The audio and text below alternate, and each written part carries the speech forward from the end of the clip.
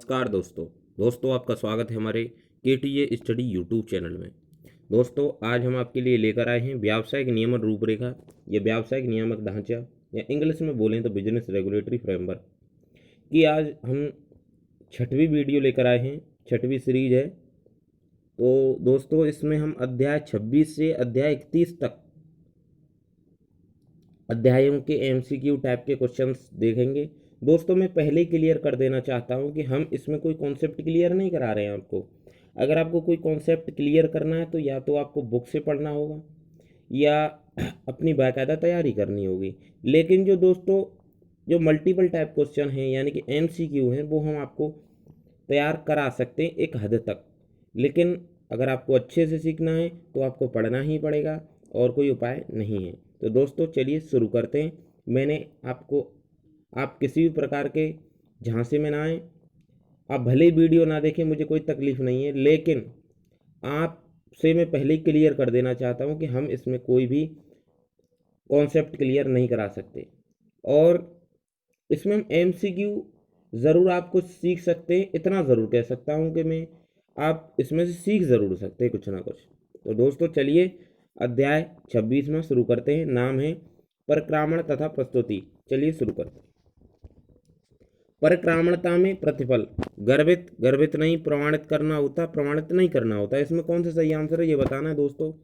इसका सही आंसर है गर्भित। आगे बढ़ते हैं।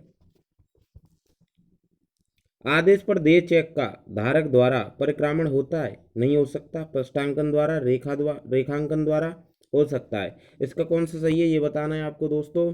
इसका है पृष्ठांकन द्वारा। नेक्स्ट क्वेश्चन देखते हैं दोस्तों। अभी हस्तांकनता में प्रतिफल गर्भित गर्भित नहीं प्रमाणित करना होता, प्रमाणित नहीं करना होता। कौन सा सही है ये बताना है दोस्तों आपको। तो इसका सही आंसर है आपका सी वाला, प्रमाणित करना होता है। आगे बढ़ते हैं। Next question. प्रतिज्ञा पत्र की परिक्रामणता के संबंध में सूचना देना आवश्यक है, आवश्यक नहीं है। प्रश्न उत्पन्न नहीं होता, इनमें से कोई नहीं। इसका सही आंसर क्या है ये बताना है दोस्तों आपको। इसका सही आंसर है दोस्तों आपका आवश्यक नहीं है। ठीक है दोस्तों, यह अनावश्यक एक ही बातें हैं। यदि विनिमय पत्र अस्वीकृति से प्रतिष्ठित हो गया, अप्रतिष्ठित हो गया हो तो प्रस्तुति खालिस्तान है। क्या है खालिस्तान में, क्या आएगा रिक्त स्थान में, फिल इन द ब्लैंक्स में। ये बताना है आवश्यक अनावश्यक जरूरी, इनमें से कोई नहीं। तो इसका सही आंसर है दोस्तों आपका अनावश्यक। आगे बढ़ते हैं। भुगतान के लिए प्रस्तुति की जानी चाहिए, खालिस्तान में क्या आएगा ये बताना है आपको। मांग पर, सामान्य कारोबारी घंटों में, तुरंत कभी नहीं। तो इसका सही आंसर है दोस्तों आपका सामान्य कारोबार के घंटों में। आगे बढ़ते हैं। मांग पर देय विनिमय पत्र का परिक्रामण हो सकता है तभी सुपुर्दगी द्वारा नहीं, इनमें से कोई नहीं। इसका सही आंसर बताना दोस्तों आपको। तो इसका सही आंसर है सुपुर्दगी द्वारा, बी वाला एकदम सही है। आगे बढ़ते हैं। जब एक प्रतिज्ञा पत्र किसी दूसरे व्यक्ति को हस्तांतरित कर दिया जाता है ताकि वह उसका धारक बन जाए तो लेख पत्र परिक्रामण हुआ माना जाता है। ये कथन बताना सही गलत, सभी सही कोई सही नहीं। इसका सही आंसर है दोस्तों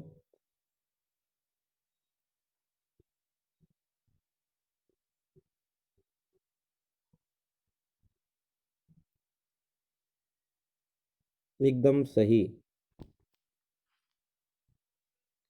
अभी हस्तांकनता में प्रतिफल का होना है, गर्भित होता है, गर्भित नहीं होता, प्रमाणित करना पड़ता है, इनमें से कोई नहीं। तो इसका सही आंसर क्या है दोस्तों।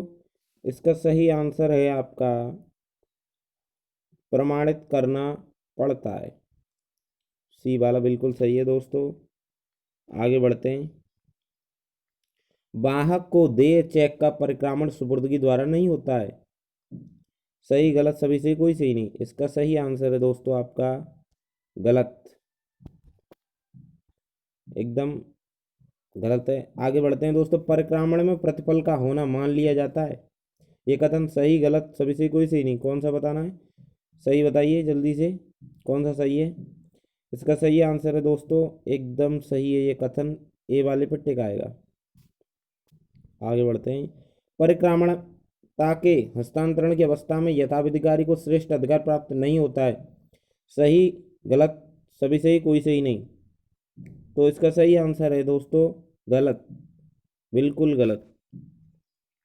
ठीक है दोस्तों, अब आ गया है आपका 27वां अध्याय। इसका नाम है भुगतान तथा ब्याज, दायित्व से मुक्ति तथा अप्रतिष्ठित होने की सूचना। दोस्तों चलिए शुरू करते हैं 27वां अध्याय। आहारी को निम्न में से अधिक देने पर पूर्व पक्षकार अपने दायित्व से मुक्त हो जाते हैं। 12 घंटे, 24 घंटे, 48 घंटे, 60 घंटे। इसका सही आंसर बताना दोस्तों। इसका सही आंसर है आपका 48 घंटे। सी वाला एकदम सही है, 48 आवर्स। महत्वपूर्ण परिवर्तन से आशय है अपूर्ण लेख पत्र को पूर्ण करना, ब्याज की दर में परिवर्तित करना, स्वीकृति को मर्यादित करना। इनमें से कोई नहीं। इसका सही आंसर है दोस्तों आपका ब्याज की दर, बी वाला, ब्याज की दर में परिवर्तित करना। महत्वपूर्ण परिवर्तन नहीं होता है वाहक चेक को आदेशित चेक बनाना, पक्षकारों परिवर्तन, स्थान परिवर्तन। इनमें से कोई नहीं। इसका सही आंसर बताना दोस्तों। इसका सही आंसर है आपका वाहक चेक को आदेशित चेक बनाना। ए वाला बिल्कुल सही है। विनिमय साध्य लेख पत्र के अनुसार, सॉरी दोस्तों, विनिमय साध्य लेख पत्र के भुगतान में यदि ब्याज की दर निश्चित न की गई हो तो देनदार खालिस्तान ब्याज सहित भुगतान करने के लिए बाध्य है। 12%, 18%, 20%। इनमें से कोई नहीं। इसका सही आंसर है 18% वार्षिक। किसी एक पक्षकार के दिवालिया घोषित हो जाने पर दूसरा पक्षकार अपने दायित्व से खालिस्तान है मुक्त हो जाता है, मुक्त नहीं होता है, बंधा हुआ है। इनमें से कोई नहीं। इसका सही आंसर है दोस्तों 5वें का, मुक्त हो जाता है। नेक्स्ट क्वेश्चन देखते हैं। मूलभूत परिवर्तन से लेखपत्र की प्रकृति खालिस्तान जाती है, बिगड़ नहीं बदल, बदल। इनमें से कोई नहीं। इसका सही आंसर बताना है दोस्तों। इसका सही आंसर है बदल। सी वाला एकदम सही है। आगे बढ़ते हैं। विनिमय पत्र की मर्यादित स्वीकृति होने पर धारक द्वारा सहमति प्रकट कर देने पर ऐसे सभी पक्षकार अपने दायित्व से खालिस्तान होते हैं जिन्होंने ऐसी अस्वीकृति के प्रति स्वीकृति के प्रति अपनी सहमति नहीं दी थी। मुक्त, मुक्त नहीं, बंधे। इनमें से कोई नहीं। तो सही आंसर बताना है दोस्तों। इसका सही आंसर है आपका मुक्त। ए वाला बिल्कुल सही है। आगे बढ़ते हैं। विनिमय साध्य लेख पत्र का भुगतान उसके धारक को किया जाना चाहिए। सही गलत सभी सही कोई सही नहीं। इसमें सही बताना है दोस्तों। तो इसका सही है ए वाला, ये कथन बिल्कुल सही है, एकदम सत्य है। ब्याज की दर निश्चित न होने पर विनिमय साध्य लेख पत्र का भुगतान 8% वार्षिक ब्याज सहित करना चाहिए। सही गलत सभी सही कोई सही नहीं। इसका सही आंसर बताना है। तो ये कथन दोस्तों बिल्कुल गलत है, एकदम गलत है। आगे बढ़ते हैं। यदि लेख पत्र का धारक स्वीकर्ता को मुक्त करने के उद्देश्य से उसका नाम उसमें से निरस्त कर देता है तो स्वीकर्ता अपने दायित्व से मुक्त हो जाता है। ये कथन बताना। सही गलत सभी से कोई सही नहीं। इसमें से ये कथन दोस्तों एकदम सही है, बिल्कुल सही है। आगे बढ़ते हैं। ऋणी के दिवालिया घोषित हो जाने पर भी वह अपने दायित्व से मुक्त नहीं होता है। सही गलत सभी से कोई सही नहीं। इसका सही आंसर है दोस्तों आपका गलत, बी वाला, एकदम गलत है। यदि विनिमय पत्र का आहारी भुगतान की मांग करने पर भी भुगतान में त्रुटि करता है तो वह अप्रतिष्ठित हुआ मान लिया जाता है। सही गलत सभी से कोई सही नहीं। इसमें सही आंसर बताना है। तो इसका सही आंसर है ए वाला, बिल्कुल सही कथन है। आगे बढ़ते हैं। अब आ गया है दोस्तों आपका 28वां अध्याय यानी कि 28 चैप्टर। इसका नाम है दोस्तों आलोकन तथा प्रमाणन, भुगतान, क्षतिपूर्ति, रेखांकित चेक तथा हुंडियां। चलो शुरू करते हैं। चेक के रेखांकन के प्रकार होते हैं 2, 3, 4, 6। इसका सही आंसर है दोस्तों 2। आगे बढ़ते हैं। चेक पुराना हो जाता है 2 महीने पश्चात, 4 महीने पश्चात, 6 महीने पश्चात, 12 महीने पश्चात। इसका सही आंसर है दोस्तों 6 महीने पश्चात, 6 मंथ, आफ्टर 6 मंथ। चेक का रेखांकन किया जा सकता है बाईं ओर, दाईं ओर, दोनों ओर, इनमें से कोई नहीं। तो सही आंसर दोस्तों बाईं ओर, ए वाला बिल्कुल सही है। आगे बढ़ते हैं। विशेष रेखांकन के बीच में लिखा जाता है व्यक्ति का नाम, स्थान का नाम, धनराशि, बैंक का नाम। इसका सही आंसर है बैंक का नाम। विशेष रेखांकन में दोनों रेखाओं के बीच में खालिस्तान का नाम लिखा जाता है बैंक, धारक, उपयोगकर्ता, जमा करने वाले। इसका सही आंसर है दोस्तों बैंक, ए वाला। रेखांकन चेक की खालिस्तान ओर होता है बाईं ओर, दाईं ओर, ऊपर की ओर, नीचे की ओर। इसका सही आंसर बताना है दोस्तों। इसका सही आंसर क्या है जल्दी से बताइए। इसका सही आंसर है दाईं ओर। आगे बढ़ते हैं नेक्स्ट क्वेश्चन की ओर। हुंडी विनिमय साध लेख पत्र खालिस्तान है, नहीं है, सही है, कोई सही नहीं। तो इसमें सही आंसर बताना है दोस्तों आपका। ये है दोस्तों, इसका सही आंसर आपका है नहीं है। हुंडी विनिमय साध लेख पत्र नहीं माना जाता है दोस्तों। आगे बढ़ते हैं। चेक खालिस्तान महीनों से अधिक पुराना होने पर बैंक उसका भुगतान करने से इनकार कर सकता है। कितने महीने बाद कर सकता है ये बताना। 1, 3, 6, 2। इसका सही आंसर है 6 महीने बाद यदि बैंक में ले जाएंगे तो वो मना कर सकता है। विनिमय पत्र के अप्रतिष्ठित होने पर उसकी सूचना देना खालिस्तान है। आवश्यक, आवश्यक नहीं, जरूरी नहीं, इनमें से कोई नहीं। इसका सही आंसर है दोस्तों आवश्यक। आगे बढ़ते हैं। विदेशी विनिमय पत्रों का प्रमाणन होना खालिस्तान है, जरूरी नहीं, आवश्यक नहीं, आवश्यक, इनमें से कोई नहीं। इसका सही आंसर है दोस्तों आपका, इसका सही आंसर है आवश्यक, सी वाला बिल्कुल सही है दोस्तों। आगे बढ़ते हैं।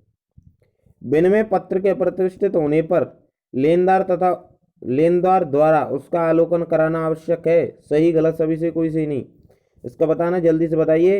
इसका सही आंसर दोस्तों ए वाला बिल्कुल सही है ये कथन। चेक के अप्रतिष्ठित होने की सूचना देने का उचित समय 3 दिन होता है। ये कथन बताना सही, गलत, सभी से कोई सही नहीं। तो ये दोस्तों बिल्कुल गलत कथन है। प्रतिष्ठा के लिए भुगतान करने वाले व्यक्ति को वे सभी अधिकार प्राप्त होते हैं जो कि भुगतान करते समय धारक को प्राप्त थे। सही, गलत, सभी से कोई सही नहीं। इसका सही आंसर बताना है दोस्तों आपका। इसका सही आंसर है ए वाला। ये कथन बिल्कुल सही है, एकदम सही है। आगे बढ़ते हैं। किसी विनिमय साध लेख पत्र के प्रतिष्ठित हो जाने पर क्षतिपूर्ति का नियम लागू नहीं होता है। इसका बताना सही से बताइए जल्दी। ये कथन दोस्तों बिल्कुल गलत है। आगे बढ़ते हैं। रेखांकन चेक को सुरक्षा प्रदान करता है। ये कथन बताना सही, गलत, सभी से कोई सही नहीं। इसका सही आंसर है दोस्तों ए वाला। ये कथन बिल्कुल सही है, एकदम सत्य है। चेक पर रेखांकन बाईं ओर होता है। सही, गलत, सभी से कोई सही नहीं। इसका सही आंसर है दोस्तों गलत। इसका सही आंसर है बी वाला, बिल्कुल गलत है ये कथन। व्यावसायिक, अब दोस्तों आपका व्यावसायिक नियम रूपरेखा का आपका 29वां अध्याय आ चुका है, 29 चैप्टर। तो दोस्तों चलिए, इसका नाम है विनिमय साध विलेख संशोधित अधिनियम 2002। चलिए शुरू करते हैं। धारा 138 के अंतर्गत किए गए अपराध की अधिकतम कारावास की अवधि है। इसका सही आंसर बताना है दोस्तों आपको। 6 महीने, 12 महीने, 24 महीने, 48 महीने। इसका सही आंसर है 24 महीने दोस्तों। सी वाला बिल्कुल सही है दोस्तों। आगे बढ़ते हैं। धारा 138 के अंतर्गत किए गए अपराध की अधिकतम आर्थिक दंड की राशि है मूलधन से दुगुनी, मूलधन से तिगुनी, मूलधन से चौगुनी, मूलधन से आधी। तो इसका सही आंसर है दोस्तों मूलधन से दुगुनी। ये वाला बिल्कुल सही है। आगे बढ़ते हैं। धारा 138 लागू नहीं होती है यदि चेक ऋण के भुगतान में निर्गमित हो, वैधानिक दायित्व उपहार स्वरूप चेक हो, इनमें से कोई नहीं। इसका सही आंसर है दोस्तों आपका सी वाला, उपहार स्वरूप होने पर चेक, यानी कि चेक यदि उपहार स्वरूप दिया गया है, किसी को गिफ्ट में दिया गया है, तो नहीं लागू होती है। 138 के अंतर्गत अपराध की शिकायत प्रस्तुत करने की अधिकतम अवधि है 3 महीने, 2 महीने, 4 महीने, 1 महीने। इसका सही आंसर है दोस्तों आपका 1 महीने। बैंक खाते में अपर्याप्त राशि होने कारण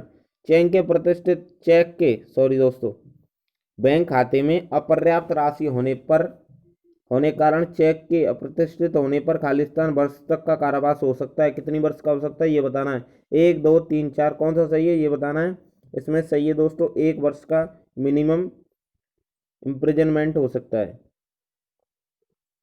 आदाता द्वारा चेक के अप्रतिष्ठित होने की सूचना खालिस्तान दिनों में भेजना आवश्यक है।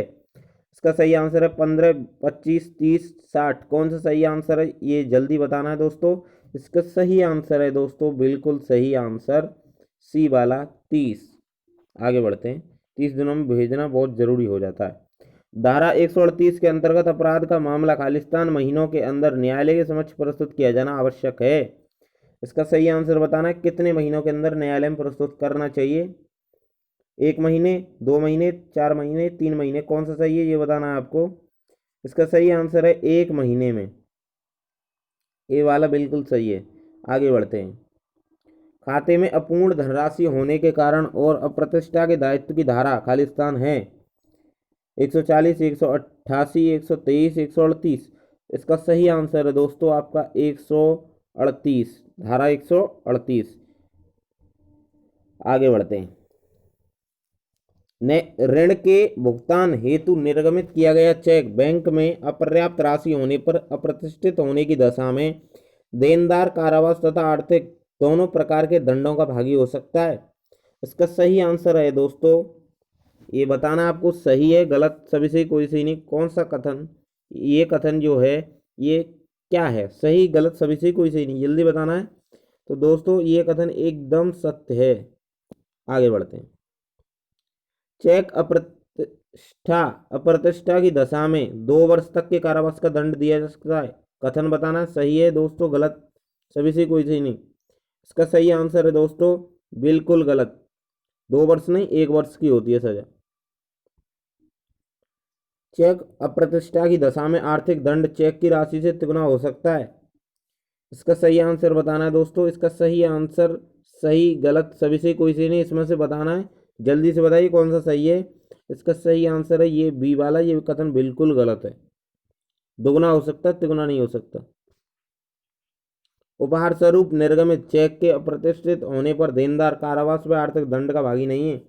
ये कथन बताना सही गलत सभी से कोई सही नहीं। तो इसका सही आंसर है दोस्तों आपका बिल्कुल सही, एकदम कथन बिल्कुल सही है, बिल्कुल सत्य है। आगे बढ़ते हैं। और आ गया है दोस्तों आपका 30वां अध्याय। इसका नाम है उपभोक्ता संरक्षण अधिनियम 1986। दोस्तों चलिए शुरू करते हैं 29वां, सॉरी दोस्तों 30वां अध्याय, 13th चैप्टर। चलिए शुरू करते हैं।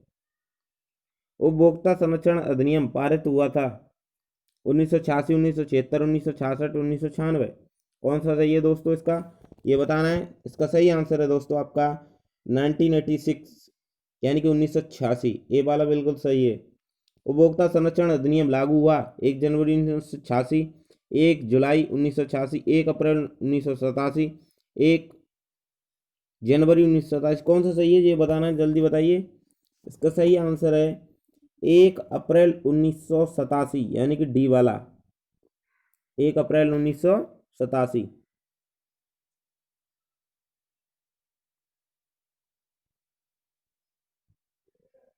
राज्य आयोग के सदस्य की न्यूनतम आयु होती है 18 वर्ष, 20 वर्ष, 30 वर्ष, 35 वर्ष। इसका सही आंसर बताना है, जल्दी से बताइए। इसका सही आंसर है दोस्तों 35 वर्ष, डी वाला बिल्कुल सही है। आगे बढ़ते हैं। जिला उपभोक्ता मंच के सदस्य की न्यूनतम योग्यता होती है इंटरमीडिएट, स्नातक, स्नातकोत्तर, लॉ स्नातक। तो इसका सही आंसर बताना है दोस्तों आपको, जल्दी से बताइए। इसका है स्नातक, ग्रेजुएशन होना या ग्रेजुएट होना उसको बहुत जरूरी है। राज्य आयोग के सदस्य का कार्यकाल होता है 5 वर्ष, 10 वर्ष, 15 वर्ष, 20 वर्ष, 20 वर्ष। तो इसमें सही बताना है कौन सा सही है आपका। इसका है दोस्तों 5 वर्ष, ए वाला बिल्कुल सही है। राष्ट्रीय आयोग के सदस्यों की न्यूनतम संख्या होती है 2, 4, 6, 8। कौन सा सही है ये बताना है, जल्दी से बताइए। इसका सही आंसर है दोस्तों आपको बी वाला, 4 सदस्य हो सकते हैं कम से कम। जिला मंच के सदस्य की अधिकतम आयु हो सकती है। 50 वर्ष, 60 वर्ष, 65 वर्ष, 70 वर्ष। इसका सही आंसर है 65 वर्ष। सभी जानते हैं कि 65 के बाद तो रिटायर हो जाते हैं, इसलिए 65 वर्ष हो सकती है अधिक से अधिक। आगे चलते हैं। उपभोक्ता संरक्षण अधिनियम 1964 में पारित हुआ था। सही गलत सभी से कोई सही नहीं। ये दोस्तों बिल्कुल असत्य है, बिल्कुल गलत है। ये 1986 में पारित हुआ।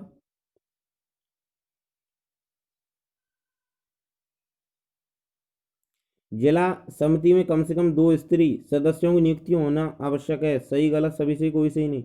ये कथन दोस्तों बिल्कुल असत्य है, एकदम गलत। नेक्स्ट क्वेश्चन देखते हैं। उपभोक्ता संरक्षण अधिनियम में सन 2002 में महत्वपूर्ण संशोधन हुए। सही गलत सभी सही कोई सही नहीं।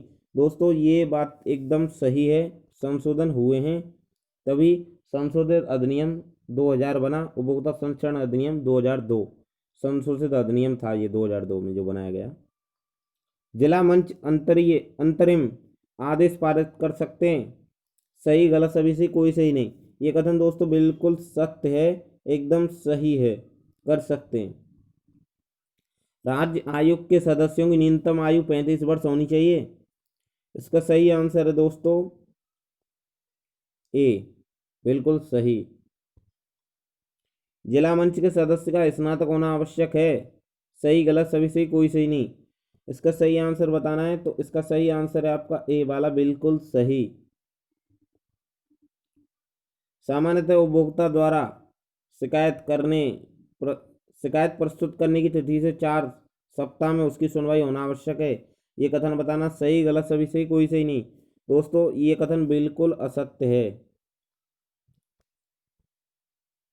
जिला मंच 20 लाख रुपए तक के विवादों पर सुनवाई कर सकता है। ये कथन बताना। सही गलत सभी से कोई सही नहीं। तो दोस्तों ये कथन बिल्कुल सत्य है, ये एकदम सही बात है।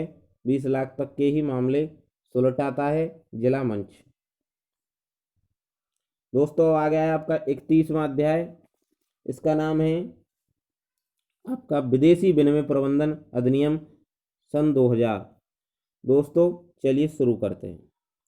विदेशी विनिमय प्रबंधन अधिनियम का संक्षिप्त नाम है फेमा, बेमा, निरमा, BBPA। इसका सही आंसर है दोस्तों फेमा, ये वाला बिल्कुल सही है। आगे बढ़ते हैं।